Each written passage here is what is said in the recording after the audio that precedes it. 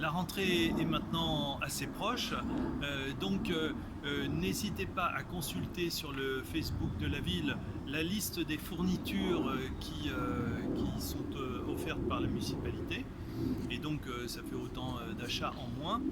Et pour ce qui concerne les services techniques de la ville, nous sommes particulièrement mobilisés sur cette phase finale où quasiment tout le monde est dans les écoles pour peindre, réparer, reprendre les listes de menus travaux que nous avons arrêtés précédemment et qui sont effectués lors des opérations d'interruption des groupes scolaires. Nous avons quelques gros chantiers en ce moment, toujours sur les écoles, et notamment la réfection de la toiture du réfectoire de l'école Paul Painlevé. Et donc c'est la raison pour laquelle nous sommes devant le centre communal Pierre-Martin, puisque pendant cette phase travaux, qui a démarré pendant toutes les vacances, mais compte tenu de l'importance des travaux, c'était prévu, ça va déborder sur plusieurs semaines et donc on sera obligé de relocaliser les enfants pour la pause déjeuner et la distribution des repas et leur consommation sur l'espace Pierre-Martin. Et donc encore ce matin, avec l'ensemble des services, nous avons organisé ces opérations. Les enfants viendront déjeuner, seront ramenés sur leur groupe scolaire. En quelques mots, le chantier Calmette. Nous sommes justement sur cette rue Calmette qui a été complètement reprise. C'est un chantier absolument considérable. Plusieurs entreprises interviennent ici même, et nous avons abordé toutes les problématiques qu'on peut rencontrer sur une voirie qui dessert l'ensemble de Villeneuve-le-Roi, puisque c'est un axe majeur de notre ville. Donc nous avons traité la désimperméabilisation, c'est-à-dire l'absorption des eaux de pluie lorsque les orages importants arrivent, et même la pluie normale, de façon à ce qu'on évite les inondations en partie basse de la ville. Et c'est la même logique qui a présidé aux travaux de Paul Vaillant-Couturier. Et donc l'idée est la suivante, c'est de stocker l'eau en amont pour qu'elle ne se déverse pas sur la partie basse de la ville, provoquant des inondations, puisque je vous rappelle que notre ville a été classée à 2 reprises catastrophe naturelle en raison de fortes pluies.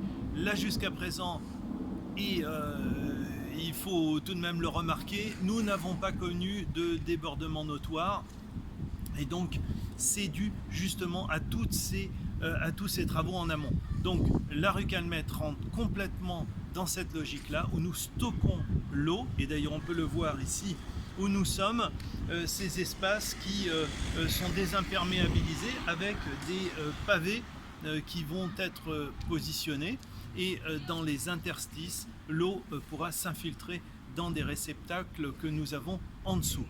Un peu plus loin, dans la deuxième phase travaux, puisque les travaux Calmette sont divisés en 2 parties. La première jusqu'au carrefour, et après jusqu'au rond-point Pierre Lumière. Donc dans cette phase 1, qui sera terminée aux alentours de la mi-septembre, eh bien, nous avons justement réalisé des stockages pour désimperméabiliser, notamment au niveau des places de parking. Pour la deuxième phase, l'absorption se fait à travers des stockages d'eau centraux. Donc le système est un peu différent.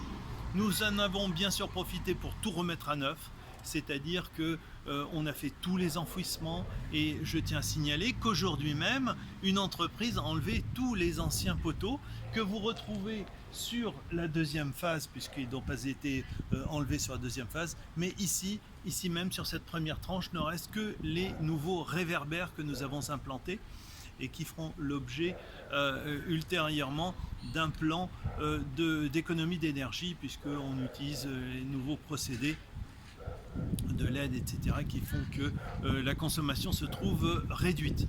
Voilà. Nous en avons profité pour passer bien sûr la fibre, revoir les branchements d'assainissement, reprendre l'adduction d'eau, etc., comme ça doit l'être. Et donc la voirie est complètement reprise. À l'entrée se trouvera une petite surélévation pour assagir à la circulation des voitures. Et nous allons aussi planter bien sûr des arbres, mais pour cela il faut attendre la Sainte-Catherine, c'est-à-dire au mois de novembre. Donc la prochaine étape, ici on n'est pas très loin de la fin, la prochaine étape c'est le marquage au sol et la plantation des arbres, mais on n'est pas très loin de la fin pour cette première tranche. Et bien sûr nous avons déjà, les équipes de chantier ont déjà basculé sur la deuxième, puisque nous sommes en cours de finition. Voilà quelques mots de ce chantier très important qui mobilise beaucoup le directeur des services techniques et ses équipes, et bien sûr les entreprises qui travaillent pour la ville. C'est un chantier assez considérable.